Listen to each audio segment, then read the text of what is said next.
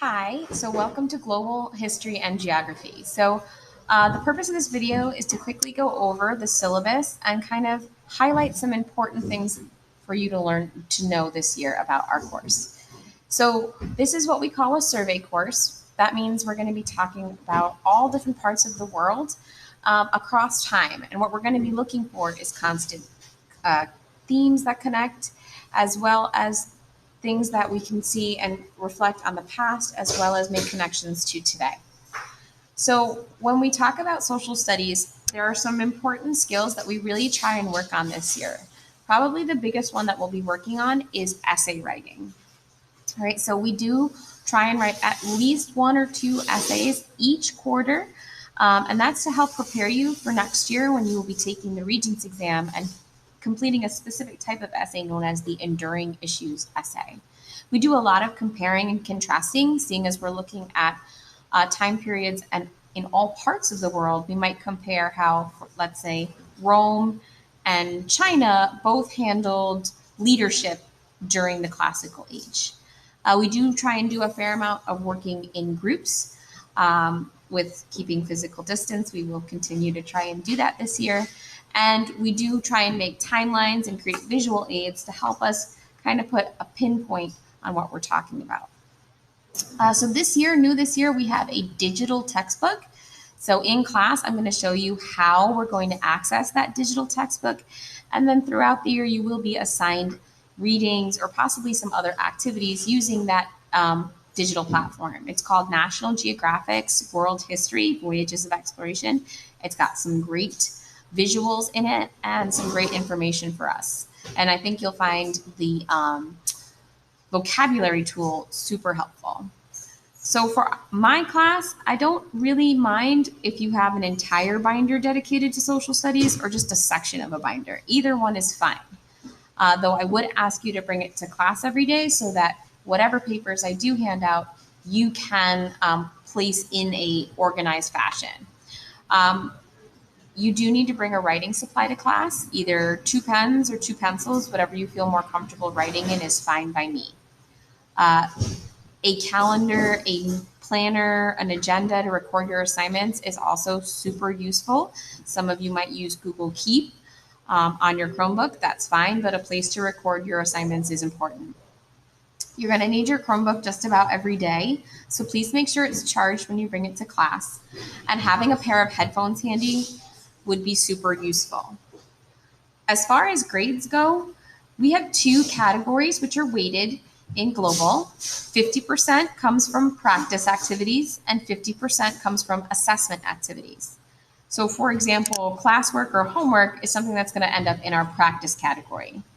Tests and essays are something that are going to end up in our assessment category.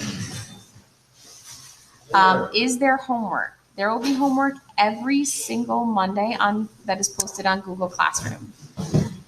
Regardless of whether we have class on Monday or Tuesday, we normally have classes on AC days.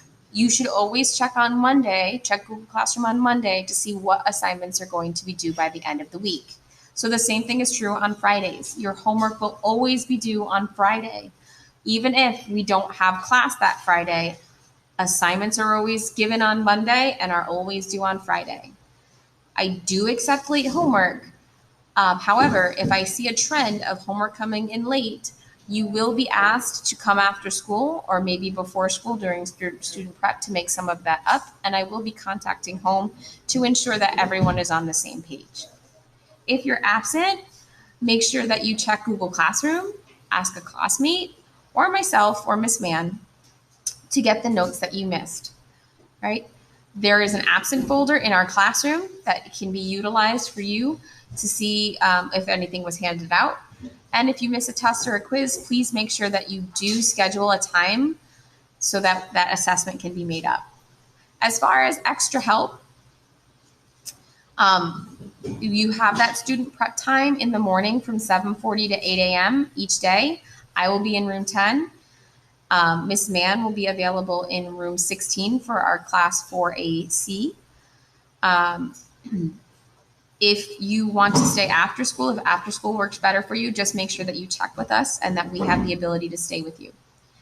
Our expectations for you in class this year are that you come to class on time and prepared. That means you have your supplies and a charged Chromebook.